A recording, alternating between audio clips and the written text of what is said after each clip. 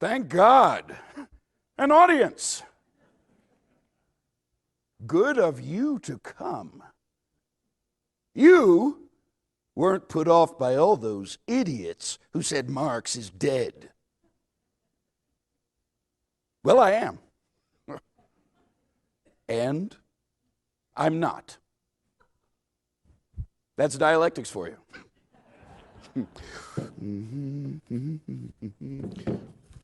You might be wondering how I got here. Public transportation.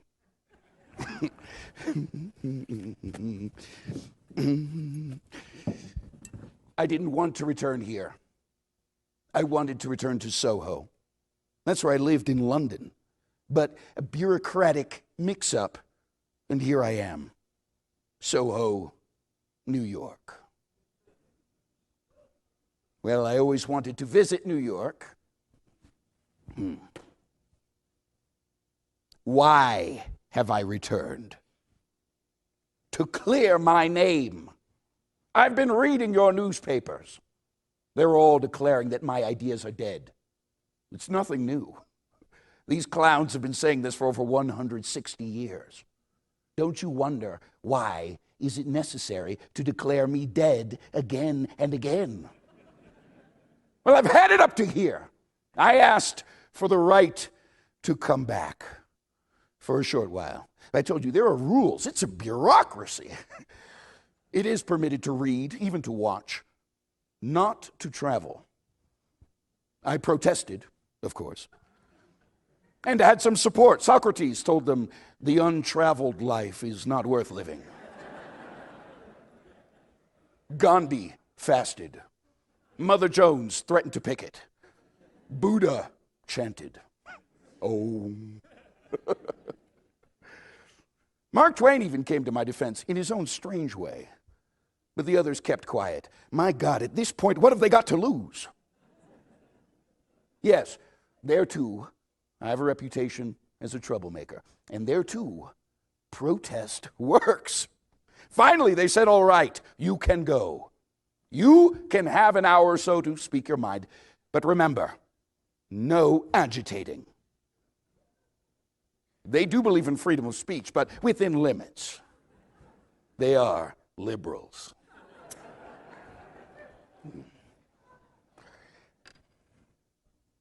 So you can spread the word.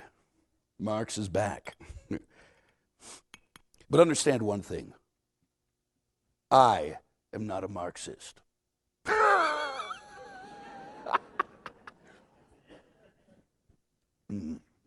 I once said that to Pieper, and he almost croaked. I should tell you about Pieper. We were living in London at the time, Jenny and I, and the little ones, 2 dogs, 3 cats, 2 birds, hardly living. A little flat on Dean Street, right near where they dumped the city sewage. We were in London because I had been expelled from the continent, expelled from the Rhineland, yes, from my birthplace. I had done dangerous things. I was the editor of a newspaper, Die Rheinische Zeitung. Hardly revolutionary, although I suppose the most revolutionary act one can engage in is to tell the truth. You see, the police in the Rhineland were arresting poor people for gathering firewood from the estates of the rich. I wrote an editorial protesting that. They decided to censor our newspaper. I wrote an editorial declaring there was no freedom of the press in Germany. They decided to prove me right. They shut us down. Only then did we become radical. Isn't that the way it is? Our final issue of Zeitung had a huge headline in red ink. Revolt. That annoyed the authorities. They ordered me out of the Rhineland. So we went to Paris. Where else do exiles go? Where else can you stay up all night and drink wine in a cafe and tell lies about how revolutionary you were in the old country?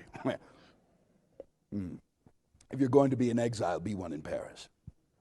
Paris was our honeymoon. Jenny found a tiny flat in the Latin Quarter. Heavenly months. Soon the word was out. From the German police to the Paris police. Seems the police develop an internationalist consciousness long before the workers. So we expelled, went to Belgium, expelled again, And then we came to London, where the political refugees come from all over the world. The British are admirable in their tolerance and insufferable in their boasting about it.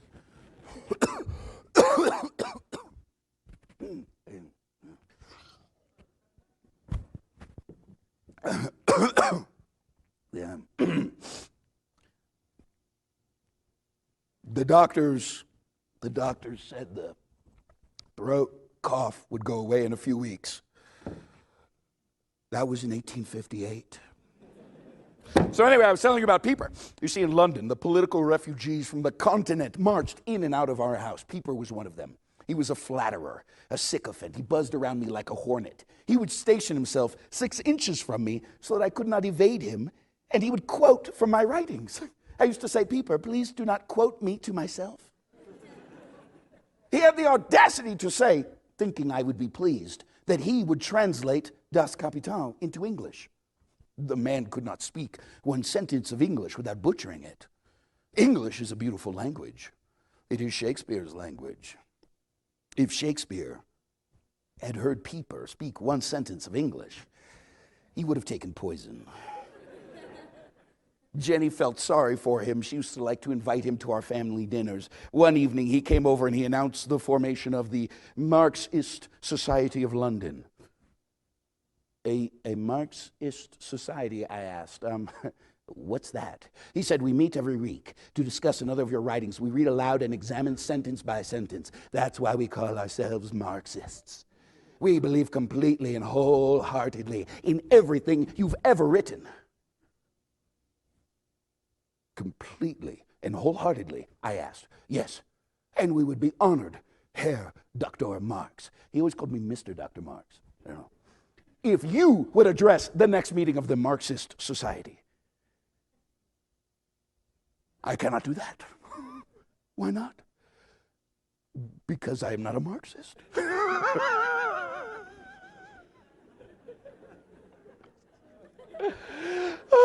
I didn't mind his bad English. Mine wasn't always so perfect. It was his way of thinking.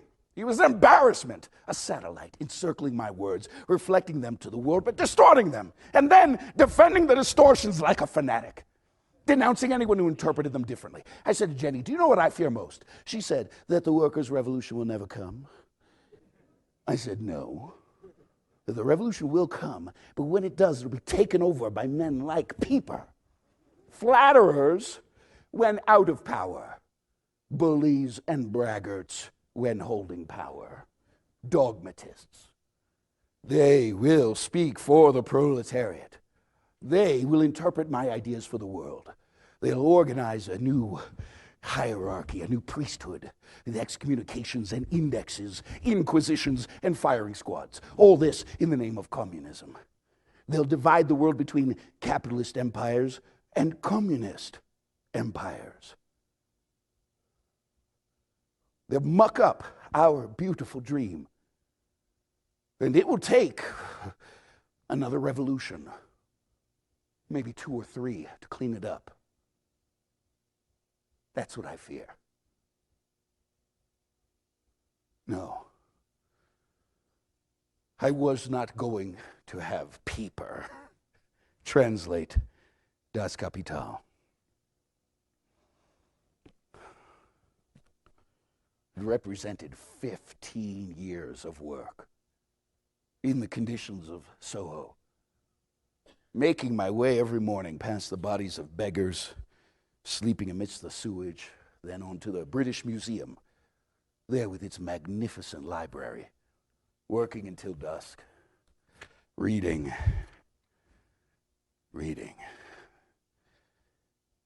Is there anything more boring than reading political economy? Writing political economy. Then home through the darkening streets, past the vendors calling out the prices of their wares. Veterans of the Crimean War, some blind, others without legs, begging for a penny in the noxious air. The poor smell of London, yeah. Some of my critics, trying to minimize what went into Das Kapital, would say, as they always say about radical writers, oh, he must have had some dreadful personal experience. Yes! If you want to make much of it, that walk home through Soho fueled the anger that went into Das Kapital. But I hear you saying, well, of course, that was then, over a century ago. Only then, on my way here this morning, I walked through the streets of your city, surrounded by garbage, breathing foul air, past the bodies of men and women sleeping on the street, huddled against the cold. Instead of a lassie singing a ballad, I heard a voice in my ear. Some change, sir, for a cup of coffee. Do you call this progress? Because you have motor cars, flying machines, 1,000 potions to make you smell better, and people sleeping on the street.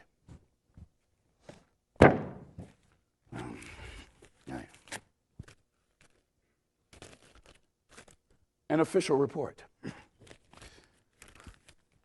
Last year, the United States gross domestic product, yes, gross, was $7,000 billion. Whew. Most impressive. Tell me, where is it? Who is profiting from it? Who is not? Less than 500 individuals control $2,000 billion in business assets. Are these individuals more noble, more hardworking, more valuable to society than the mother in the tenement, nursing 3 children through the winter without any money to pay the heating bill? Didn't you hear me say 160 years ago that capitalism would greatly increase the wealth of the world, but that wealth would be concentrated into fewer and fewer hands? Goldman Sachs. I'll say no more. Do you know the Oliver Goldsmith poem, The Deserted Village? Ill fares the land to hastening ills a prey, where wealth accumulates and men decay. That's what I saw as I walked through the streets of your city, buildings decaying, schools decaying, people decaying. But then I walked a bit farther, and I was suddenly surrounded by men of obvious wealth, women in jewels and furs. Suddenly I heard the sound of sirens. Was a crime being committed somewhere nearby? Was violence being done? Was somebody trying to take a part of the gross domestic product illegally from those who have stolen it legally? Ah, the wonders of the market system. Human beings reduced to commodities, their lives controlled by the super commodity, money.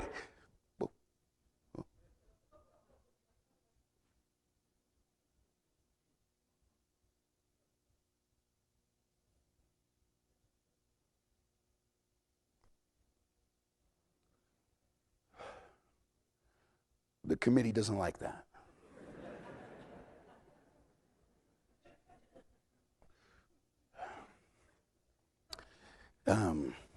In that little flat on Dean Street, we had hot soup and boiled potatoes,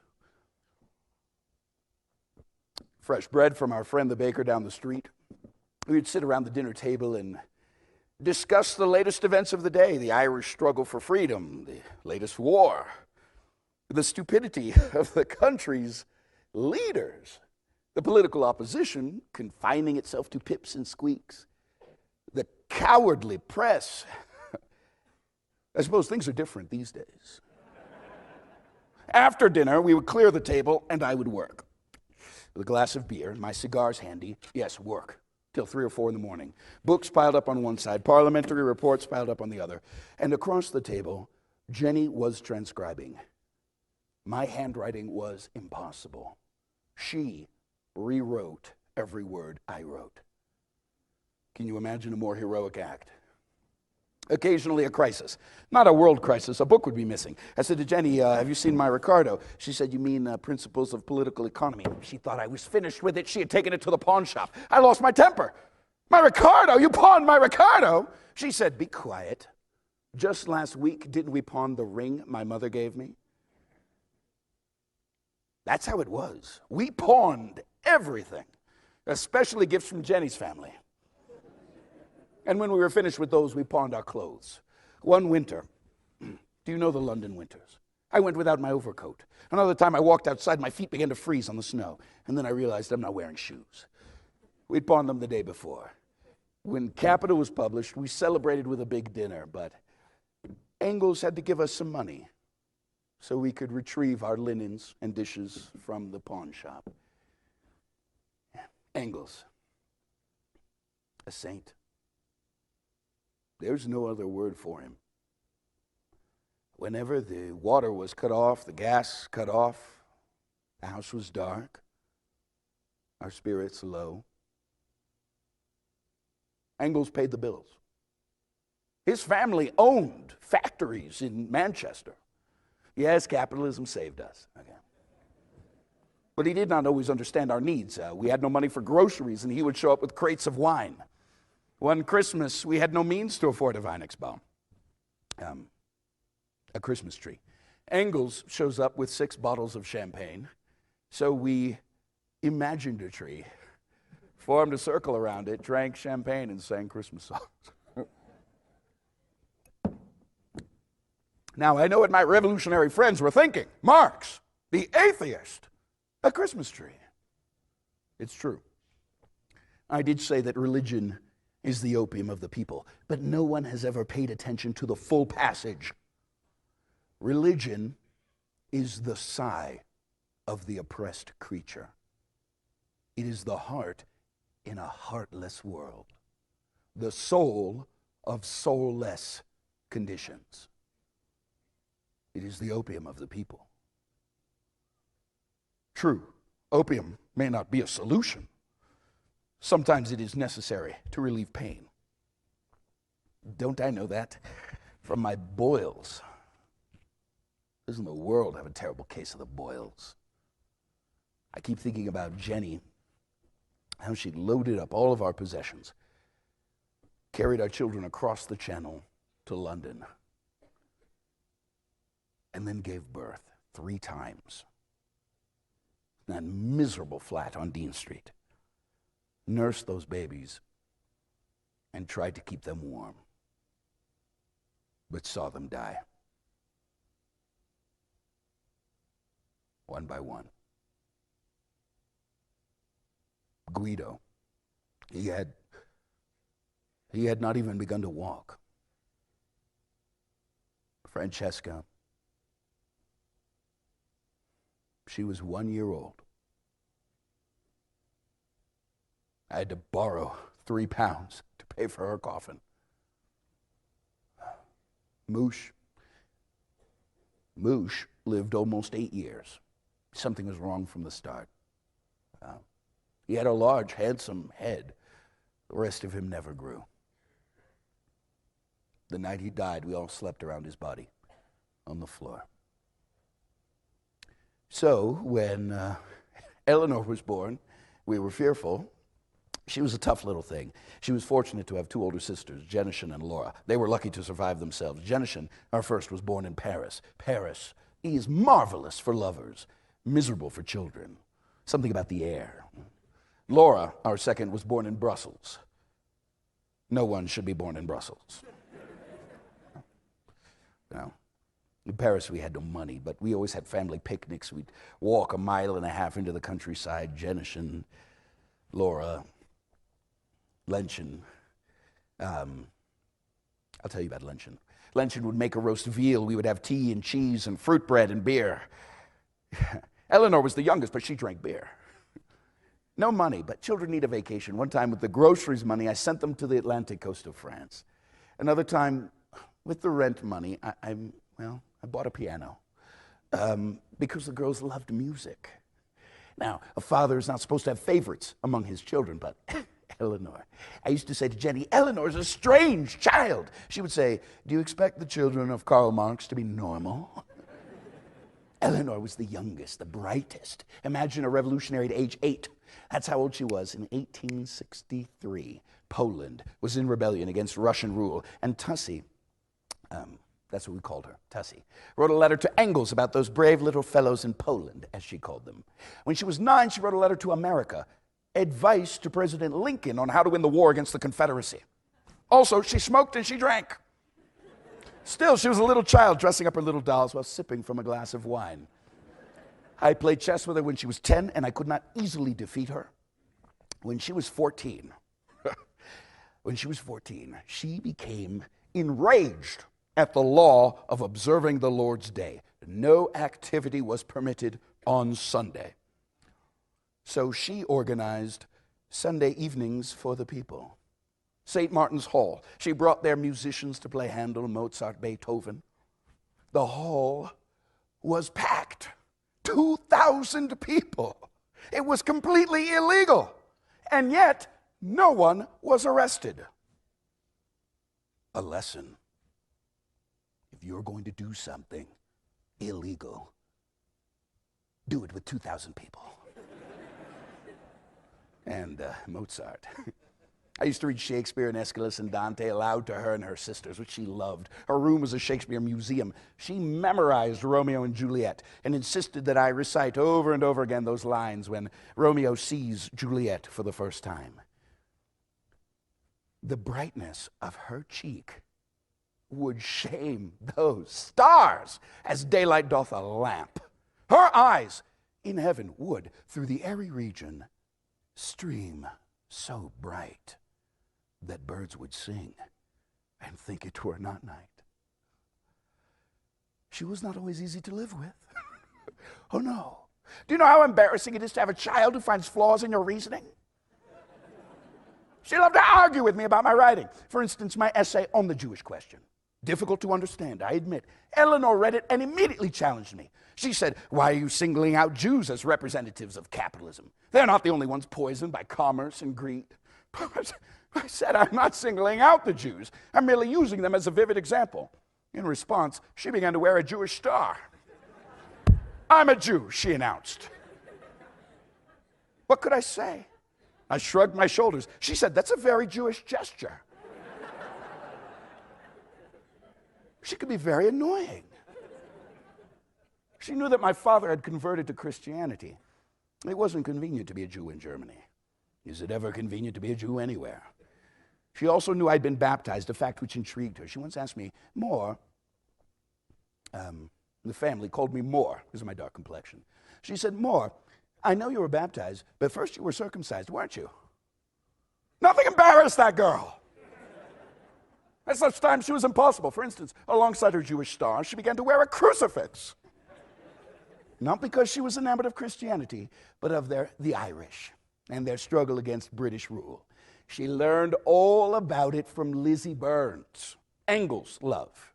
Now, Lizzie was a mill girl and could not read. Engels spoke 9 languages. You would think this would make it difficult for them to communicate, but they were in love. Lizzie was very involved in the Irish struggle. Eleanor would visit all the time. The two of them would stay up all night and drink wine and sing Irish songs until they both fell asleep on the floor. There was that time, though, that terrible time, when they hanged 2 young Irishmen right there in Soho with a drunken crowd cheering. Those genteel English with their afternoon tea and their public hangings. I understand you don't do that anymore. Only gas people, inject poison into their veins, burn them with electricity. Much more civilized.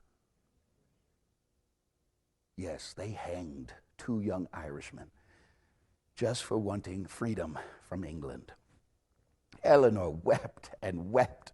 I said, "Tussie, you're only 15. You don't have to get so involved so soon in the horrors of the world." She said, "That's the point, Moore. I'm 15. Yes, she was 15. She became enamored of any handsome, dashing young man who visited our flat. I could draw up a list for all the rest of her life. Eleanor was clever in politics, idiotic in love. There was Le Sagaret, hero of the Paris Commune. At least he was a Frenchman. Jenison's fellow was English. English men are like English food. Need I say more? Okay. Then there was Laura's lover, Lafarge. His public displays of ardor were absurd. He would put his hand on her ass in public as if it were the most natural thing in the world. Jenny defended him. She said it's his Creole background. His family came to France from Cuba. As if in Cuba, everybody goes around with their hand on somebody's ass. Jenny was always trying to calm me down. She may have been successful with me. She was unsuccessful with my boils. Did you ever have boils? There isn't a sickness more odious. It plagued me all my life and led to stupid attempts to analyze me via my boils. Marx is angry at the capitalist system because he has boils. Imbeciles! How do they explain all of the revolutionaries who don't have boils? Well, they always come up with something. This one was breastfed by his mother until he was 10. That one was never toilet trained. This one was beaten by his father. As if one must be abnormal to resent exploitation. Every explanation except the obvious, that the capitalist system by its nature, its attack on the human spirit breeds rebellion. Oh yes, they say the capitalist system has become more humane since my time. Oh really? Just a few years ago, it was in the newspapers. Factory owners in North Carolina locked the doors on the women in their chicken factory. The reason? To make more profit. There was a fire. 25 workers were trapped, burned to death.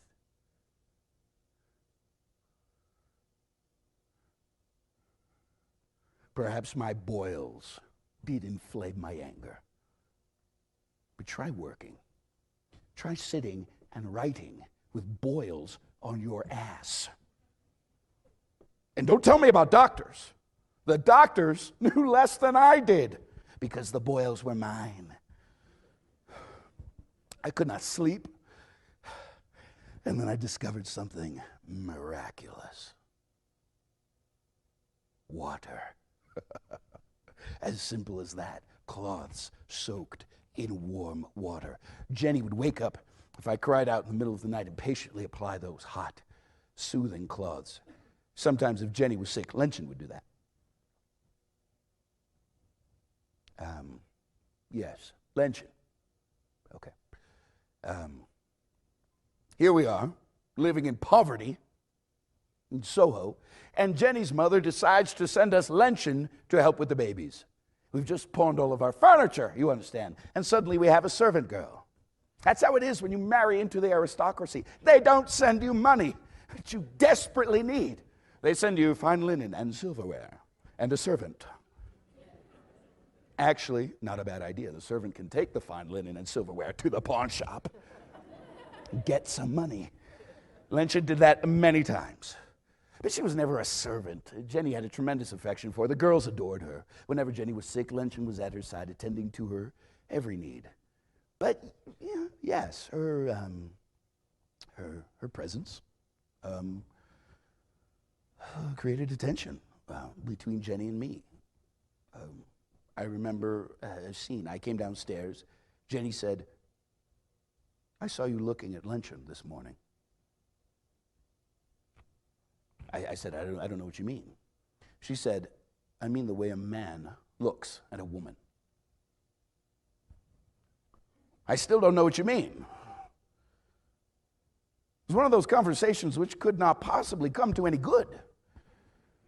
All this was going on inside our tiny flat on Dean Street. Outside was London. Can you imagine London, 1858? Coster girls trying to sell a few rolls for a few pennies. Hurdy-gurdies, brass bands, magicians, fire eaters, prostitutes, the organ grinder with his monkey, and always a beggar girl singing an Irish ballad. That's what I saw and heard as I made my way home from the British Museum under the gas lamps which had just been lit, until I got to Dean Street. And then I'd have to slog through the mud and sewage thinking about the care they took in paving the roads in the wealthy neighborhoods. Although I suppose it's only fitting the author of Das Kapital should have to slog through shit while writing his condemnation of the capitalist system. Jenny didn't sympathize with my wading through the mud. She said, "That's how it feels to me reading Das Kapital."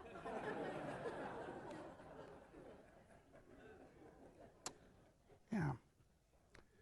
She was my severest critic. Unsparing. Honest. Is there anything more outrageous than an honest critic? The book troubled her. Yes, capital. She thought I would bore people from the start with my discussion of commodities, surplus value, exchange value. She thought it was too long, too detailed. She used the word ponderous. Imagine. She reminded me of what our trade union friend Peter Fox said when I gave him the book. He said, "I feel like a man who's been given an elephant for a gift." Yes, she said, it is an elephant. I tried to explain, this is not the manifesto, which is intended for the general public. It is an analysis. She said, let it be an analysis, but let it cry out like the manifesto. A specter is haunting Europe, the specter of communism. You know, she would say that excites a reader. A specter is haunting Europe. And then to irritate me, she would read out some lines from Capital. The turnover of industrial capital is a combination of its period of production and time of circulation, and therefore embraces the entire process of production. The turnover of merchants' capital, on the other hand, being in reality nothing but an alienated movement of commodity capital, represents only the first phase in the metamorphosis of a commodity, CM, as the refluent movement of a specific capital, MC. CM is, from the mercantile point of view, the turnover of merchants' capital. Now I ask you, is that boring? All right, okay. All right. Perhaps it is a little boring. I admitted that to Jenny. She said, there's no such thing as a little boring. Don't misunderstand. She did see capital as a profound accomplishment. She understood that this showed that the capitalist system must, at a certain stage in history, come into being and enormously increase the productive forces of society, thereby vastly increasing the wealth of the world, but that it must, by its nature, distribute that wealth in such a way as to destroy the humanity of both the capitalist and the laborer, and how it must, by its nature, create its own gravediggers and give way to a new system. But are we reaching the people we want to reach? She would say. Jenny said, do you know why the censors have allowed it to be published? Because they cannot understand it. And they assume no one else will either. I reminded her that Capital was receiving favorable reviews. She reminded me that most of those reviews were written by Engels. That's true. I said, well, perhaps you're being critical of my work because you're unhappy with me. She said, you men, you never think your work deserves criticism, so you attribute it to something personal. Yes, more. My personal feelings are there, but this is separate. Yes. Her personal feelings. Jenny was going through a terrible time then. I suppose I was to blame, but I did not know how to ease her anguish. You must understand, Jenny and I fell in love when I was 17. She was 19. She was marvelous looking. Long auburn hair, dark eyes. Her family took a liking to me right away. They were aristocrats. Aristocrats are always impressed with intellectuals. Her father and I would get into long discussions about Greek philosophy. I was just finishing my doctoral thesis on Democritus and Epicurus, but I was just beginning to see that up to this point, philosophers had only interpreted the world. The point is to change it. When we were married, Jenny followed me to Paris. We gave birth to Jennishan and Laura. We were happy in Paris, living on nothing, meeting our friends in a cafe. They also lived on nothing. What a bunch we were. Bakunin, the huge, shaggy anarchist. Engels, the handsome atheist. Heine, the saintly poet. Stirner, total misfit. Proudhon, who said property is theft, but wanted some. Being poor in Paris is one thing. Being poor in London is another. We moved there with 2 children, and soon Jenny was pregnant again. Sometimes I felt she blamed me for always having to raise our children in a cold, damp flat where someone was always sick. Jenny came down with the smallpox. She recovered, but it left pockmarks on her face. I tried to tell her she was still beautiful, but it didn't help. I wish you could know Jenny. What she did for me cannot be calculated. And she understood that I simply could not get a job like other men.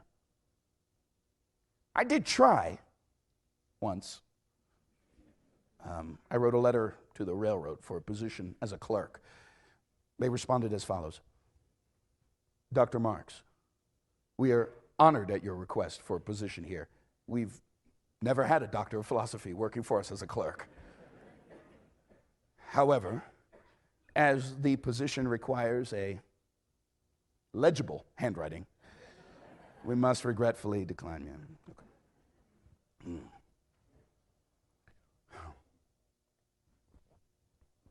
Jenny believed in my ideas, but she was impatient with what she considered the pretensions of high-level scholarship. Come down to earth, Herr Doctor, she would say. She wanted me to explain the theory of surplus value, for example, so that ordinary workers could understand it. I tried to tell her, no one can understand the theory of surplus value unless you first understand the labor theory of value. That labor is a special commodity whose value is determined by the cost of the means of subsistence, and yet gives value to all other commodities, a value which always exceeds the value of labor itself. And Jenny would say, no, that won't do. All you have to say is this: your employer pays you the barest amount in wages, just enough for you to survive and work. But in return, by your labor power, he makes far greater than he pays you. So he gets richer and richer while you stay poor. All right. Okay. Let us suppose that only 100 individuals in all of world history have ever understood my theory of surplus value. It's still true. Just the other day, I was reading your United States Department of Labor statistics. There you have it. Your workers are producing more and more and receiving less and less in wages. What is the result? Just as I predicted. The richest 1% of Americans now own 40% of the wealth. And this is the great model of world capitalism. A nation that has not only robbed its own citizens, it's sucked in the wealth of the rest of the world. You see, Jenny was always trying to simplify ideas which were by their nature complex. She accused me of being a revolutionary second and academic first. Forget your intellectual readers, she would say. Address the workers. She called me arrogant and intolerant. She said, why do you attack other revolutionaries more vehemently than you attack the bourgeoisie? Proudhon, for instance. The man simply did not understand that we must applaud capitalism for its development of giant industry and then take them over. Proudhon thought we had to retreat into a more simple society. So when he wrote his book, The Philosophy of Poverty, I replied with my own book, The Poverty of Philosophy.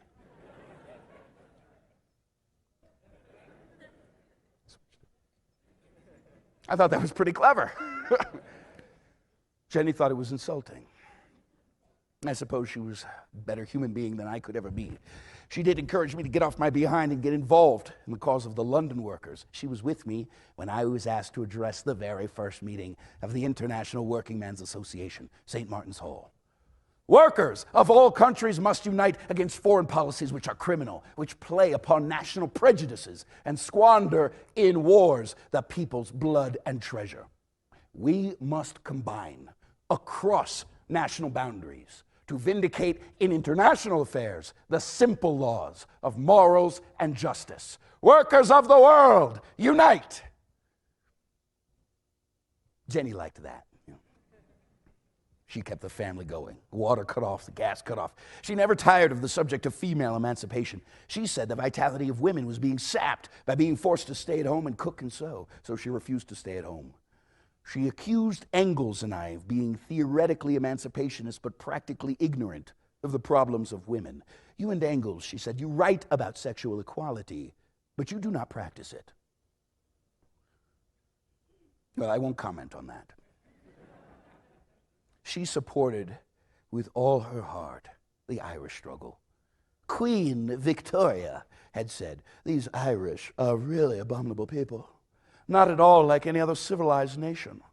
So Jenny wrote a letter to the London newspapers. England hangs Irish rebels for wanting freedom. Is England a civilized nation? Jenny and I were powerfully in love. How can I make you understand that? Yes, there were difficult times in Soho, in Paris, but the love was still there. At a certain point, things changed. I don't know why. Jenny said it was because she was no longer the great beauty I had wooed. That made me angry. Then she said it was because of Lenchen. That made me even more angry. Then she said I was angry because it was true. That made me furious.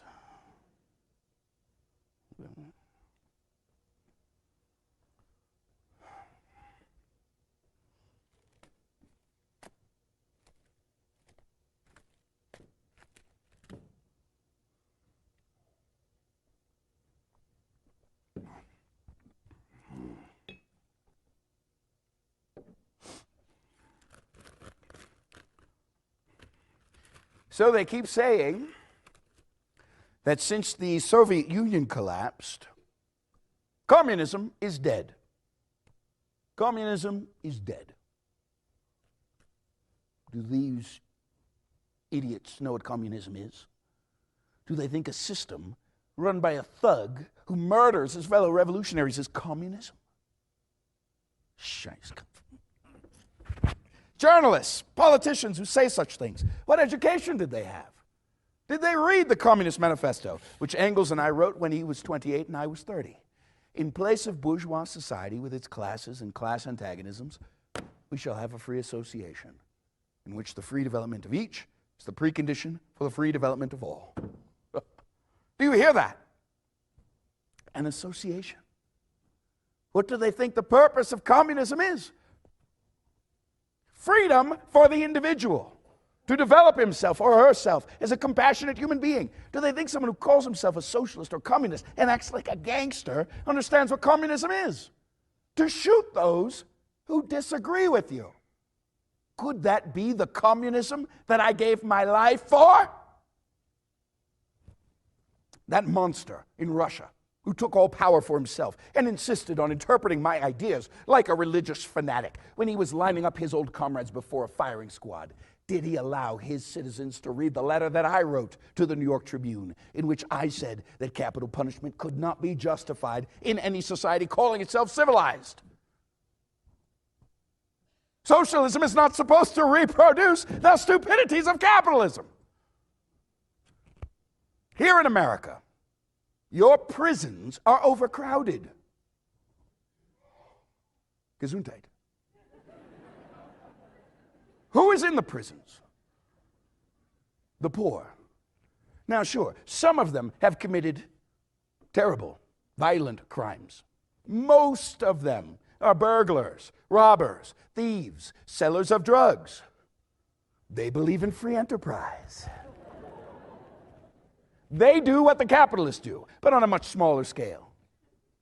Do you know what Engels and I wrote about prisons? Rather than imprison individuals for their crimes, we should destroy the social conditions which engender crime and give to each person the scope he needs to develop himself in society. Yes, we spoke of a dictatorship of the proletariat. Not a dictatorship of one man, not a dictatorship of one party, one central committee, a temporary dictatorship of the proletariat. The mass of people would take over the state and govern in the interests of all, till the state itself eventually became unnecessary and would gradually wither away. Bakunin, of course, disagreed. He thought a state, even a workers' state, if it had police, an army, prisons, would eventually become a tyranny. He loved to argue with me. Do you know him? Bakunin, the anarchist. If a novelist invented such a character, you would say the existence of such a person is not possible. To say that Bakunin and I did not get along is a great understatement. For instance, listen to what he wrote when Engels and I were in Brussels working on the manifesto. Marx and Engels, and especially Marx, are ingrained bourgeois. We are ingrained bourgeois. Of course, to Bakunin, everyone was bourgeois because he chose to live like a pig. If you did not live like a pig, if you had a roof over your head, if you occasionally enjoyed some fresh bread and wine, if you had a piano in your sitting room, you were a bourgeois. Now, I grant the man courage. He was imprisoned, sent to Siberia, escaped. He wandered the world trying to foment revolution everywhere. He wanted an anarchist society. The only anarchism he ever succeeded in setting up was in his own mind. He tried to start an uprising in Bologna. He almost shot himself with his own revolver. His revolutions failed miserably everywhere, but he was like a man whose failure with women just spurs him on to more. Did you ever see a photograph of Bakunin? Giant of a man, massive beard, ferocious expression, bald head, which he covered with a small gray cap, no teeth, scurvy, the result of his prison diet.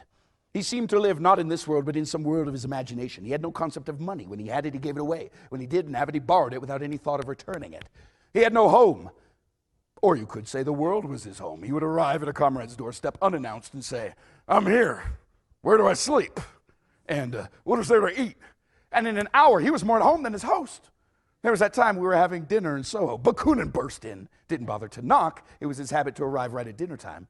We were surprised. We thought he was in Italy somewhere. Whenever we heard about him, he was off organizing a revolution. This time he practically knocked the door off its hinges, came in, looked around, smiled his toothless smile. He said, "Good evening, comrades." Sat down at the table and began devouring meat and sausage in enormous chunks, stuffing in fistfuls of cheese and downing it with glass after glass of brandy. I said, "Mikhail, try the wine. Brandy's expensive. We have plenty of wine." He took one sip of wine, he spat it out. Brandy helps you think more clearly.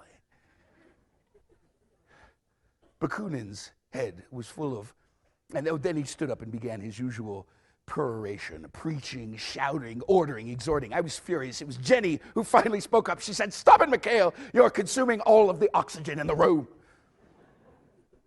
Bakunin's head was full of all kinds of anarchist garbage, romantic, utopian nonsense. I wanted to expel him from the International. Jenny said, "Why do revolutionary groups with 6 members always threaten somebody with expulsion?" I don't know. Well, police were looking for him in every country in Europe. When he came to us, he was dressed as a priest. At least he thought so. He looked ridiculous. Well, he was with us a week. One night, we stayed up all night drinking and arguing, drinking some more till neither of us could stand. In fact, I fell asleep in the midst of one of Bakunin's perorations. He shook me until I woke up. He said, "I haven't finished my point." It was that glorious time in the winter of 1871. The Commune was in power in Paris. Paris Commune. Bakunin leapt with his full bulk into that revolution. The French understood him. They had a saying, on the first day of a revolution, "Bakunin is a treasure." On the second day, he should be shot. Yeah. Do you know that magnificent episode in human history, Paris Commune? The story begins with stupidity. I'm speaking of Napoleon III, nephew of Bonaparte. He was a stage actor, smiling to the crowd. Meanwhile, 6 million French peasants lived in blind, dark hovels, their children dying of starvation. But because he kept a legislature, because people voted, it was thought they had a democracy. A common mistake. Well, Bonaparte wanted glory, so he decided to attack Bismarck's armies. He was quickly defeated, whereupon the victorious German troops marched into Paris and were greeted by something more devastating than guns. Silence. The statues of Paris were draped in enormous black cloths. An immense, invisible, silent resistance. The Germans did the wise thing. They paraded through the Arc de Triomphe and quickly departed. Now, The old order, the Republic, the French liberals, they called themselves, they were trembling with fear. They were afraid to enter the city because now, with the German soldiers gone, Paris was taken over by the workers, the housewives, the clerks, the intellectuals, the armed citizens. The people of Paris formed not a government, something more glorious, something governments everywhere fear. The commune, collective energy of the people.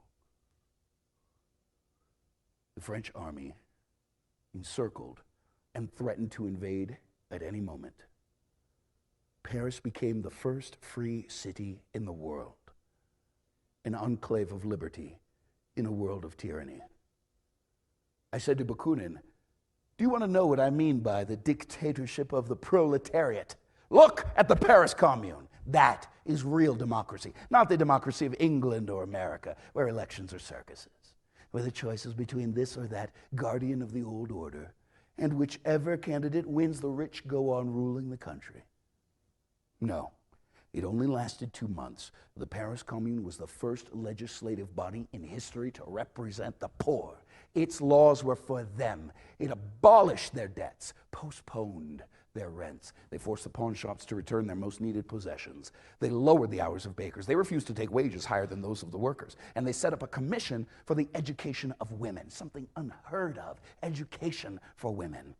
They took advantage of the latest in science, the lighter-than-air balloon, and they launched one out from Paris to float over the countryside and drop printed papers to the peasants with a simple, powerful message, a message that should be dropped to working people everywhere. Our interests are the same. The Commune declared the purpose of schools, to teach children to love and respect their fellow creatures. Now, I've read your endless discussions on education. Such nonsense. You teach everything necessary to succeed in a capitalist world, but do you teach the youth to struggle for justice? The Commune understood the importance of that. They educated not only by their words, but by their acts. They abolished the guillotine, that instrument of tyranny, even revolutionary tyranny. And then, wearing red bandanas, red banner flying, buildings festooned in sheets of red silk, they gathered around the Vendôme column, a symbol of military power, an enormous statue surmounted by the giant bronze head of Napoleon Bonaparte. A pulley was attached to the head, a capstan turned, and the head came crashing to the ground. Men and women climbed atop the ruins. Now the red flag flew from its pedestal. Now it was a statue not of one nation, but of the entire human race. And men and women watching wept with joy. That was the Paris Commune. People shared things. Kindness ruled. They seemed to smile more often. The streets were completely safe without police of any kind. Yes, that was socialism. Of course, that example could not be allowed. So the French army invaded and commenced a slaughter. The leaders of the Commune were taken to Père Lachaise cemetery, lined up against a wall, and shot. Altogether, 30,000 were killed. Commune was crushed by wolves, swine. Still, it was the most glorious achievement of our time.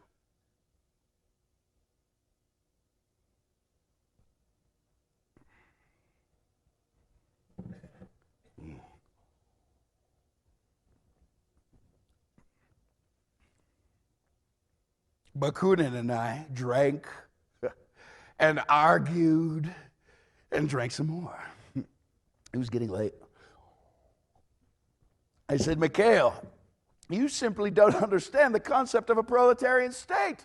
We cannot simply throw off the past in one orgasmic moment. We must remake society anew from the remnants of the old. That takes time. He said, no. The people must live in freedom immediately or begin to lose it. It was getting late. I became impatient. It started to get personal. I said, Mikhail, you're too stupid to understand. The brandy was having an effect on him too. He said, no, you're too stupid to understand. You arrogant son of a bitch. You think workers will make a revolution based on your theories. Workers give a shit about your theories. The instinct for revolution is in their bellies, and they'll rise up without your so-called science. I spit on your theories. And as he said that, he spat on the floor. What a pig. I said, you can spit on my theories, not on my floor. Clean it immediately. He said, there, I always knew you were a bully. I said, I always knew you were a eunuch. He roared. Sounded like a prehistoric animal. And then he leapt on top of me. You must understand, the man was enormous. We wrestled on the floor back and forth. We were too drunk to really hurt one another. Finally, we just lay there, catching our breath. And then he rose, like a hippopotamus rising out of a river. He went over to the window, unbuttoned his trousers, and began to urinate out the window. I said, what are you doing? He said, what do you think I'm doing? I'm pissing out the window. I said, that's disgusting. He said, I'm pissing on London. I'm pissing on the whole British Empire. I said, no, you're pissing on my street. He didn't respond. He just buttoned up his trousers, lay down on the floor, and began to snore. I closed my eyes. I was soon unconscious as well. Jenny found us both like that. When she awoke, the dawn. Oh.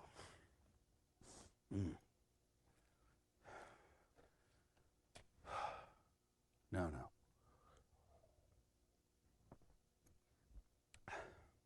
They could not allow the commune to exist. It was too dangerous, too inspiring an example for the rest of the world, so they drowned it in blood. Still happens. Huh? Does it not? Whenever people in some corner of the world begin experimenting with new ways of living, people innocent of ideology, just angry about their lives, it cannot be allowed.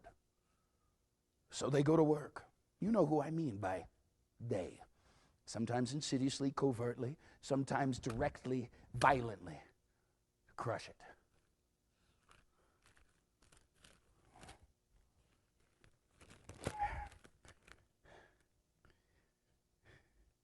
So they keep saying that capitalism has triumphed. Capitalism has triumphed. Why? Because the stock market rises to the sky. Stockholders are even wealthier than before. Triumphed. 1/4 of American children live in poverty. 20,000 of them die each year before their first birthday. New York City. 100,000 people lined up this morning for 2,000 jobs. I wonder, what will become of the 98,000 who are turned away?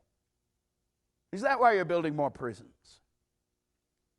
Yes, capitalism has triumphed, but over whom? Sure, you have technological marvels. You have sent men into the stratosphere. But what of those who are left here on Earth? Why are they so fearful? Why do they turn to drugs and alcohol, go berserk and kill? It's in the newspapers. And your politicians are bloated with pride. They say, we'll now move to the free enterprise system. Has everyone become stupid? Don't you know the history of the free enterprise system? When government did nothing for the people and did everything for the rich. When your government gave 13 million acres of land free to the railroads and then looked away as Chinese immigrants and Irish immigrants worked on those railroads 10 to 12 hours a day and died in the heat and the cold. And when they rebelled and went on strike, your government sent armies to smash them into submission. Why the hell do you think I wrote Das Kapital? If not that I could see the misery of the free enterprise system. In England, little children went to work in the textile mills because their tiny fingers could work the spindles. In America, young girls went to work in the mills of Massachusetts at age 10 and died at age 25. Cities were cesspools of vice and poverty.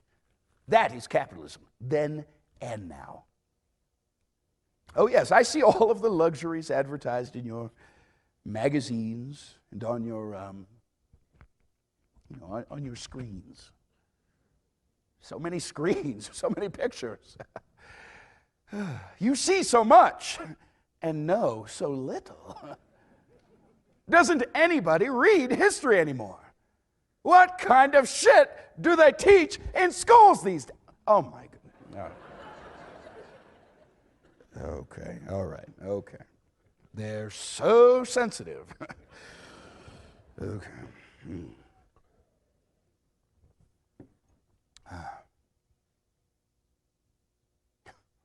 I wish Jenny could be here. She would have something to say about all of this.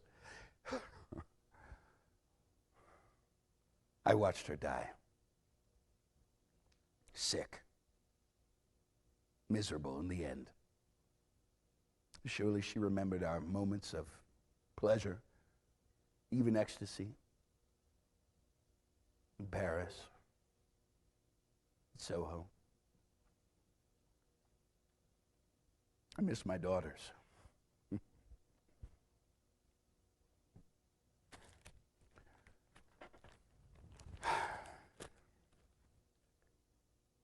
Anniversary of Gulf War. A victory short and sweet. Oh, yes. I too know these short, sweet wars that leave thousands of corpses on the battlefield, children dying from a lack of food and medicine in Europe, Africa, Palestine, people killing each other over boundaries. Didn't you hear what I said 160 years ago? Wipe out these ridiculous national boundaries. No more border guards, no more immigration quotas, no more pledges of allegiance to some artificial entity called a nation. Workers of the world, unite! My backside is killing me. I confess, I did not reckon on capitalism's ingeniousness in surviving. I didn't imagine there would be drugs to keep the sick system alive, wars to keep the industries running, religious fanatics promising the return of Jesus. I know Jesus. He's not coming back. No. No.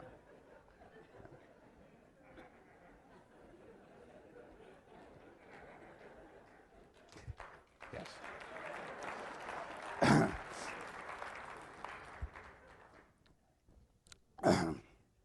I admit, I was wrong in 1848, thinking capitalism was on its way out. My timing was a bit off. 200 years.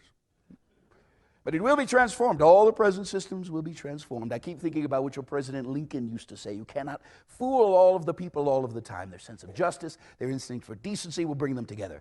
And when it does, the rulers of society, with all their wealth, with all their armies, will be powerless to prevent it. Their servants will refuse to serve. Their soldiers will disobey orders. Oh yes, it has happened before. It can happen again, and on a much larger scale. Oh yes, capitalism has produced wonders unsurpassed in world history, miracles of technology and science. But it is also producing its own death, its own voracious appetite for profit. More. It's a world of turmoil. It turns everything, literature, art, music, beauty itself, into commodities to be bought and sold. It turns people into commodities. And not just the factory worker, the lawyer, the physician, the poet, the artist, all must sell themselves in order to survive. And what will happen when they all realize they're workers and that they have a common enemy? They'll join together to fulfill themselves. And not just in one country, because capitalism needs a world market. Its cry is free trade. so that it may more freely roam all over the globe in search of profit. More. But in doing so, it unwittingly creates a world culture. People cross borders as never before. Ideas cross borders. Something new is bound to come of this. When I was in Paris with Jenny in 1843, I wrote that in the new industrial system, people are estranged from their work because it is distasteful to them. They're estranged from nature, as smoke, smells, noise invade their senses. Progress, it is called. They're estranged from each other, as everyone is set against everyone else, scrambling for survival. And they're estranged from themselves, living lives which are not their own, living as they do not actually want to live, so that a good life seems possible only in dreams, in fantasy. But it does not have to be so. There is still a possibility of choice, only a possibility. I grant, nothing is certain.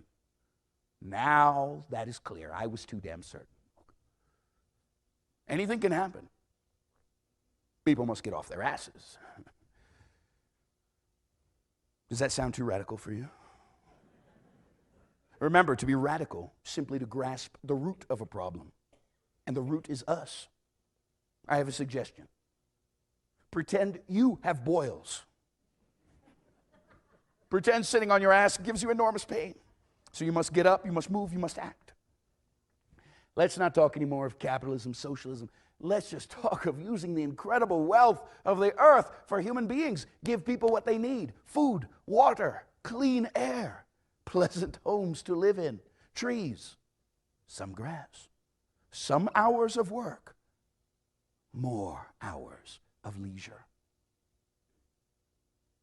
Don't ask who deserves it. Every human being deserves it.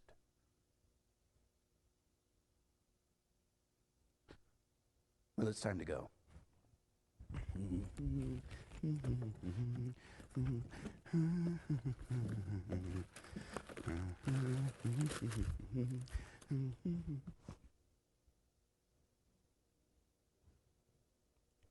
Do you resent me? Coming back, irritating you like this? Look at it this way. It is the second coming. Christ couldn't make it, so Marx came.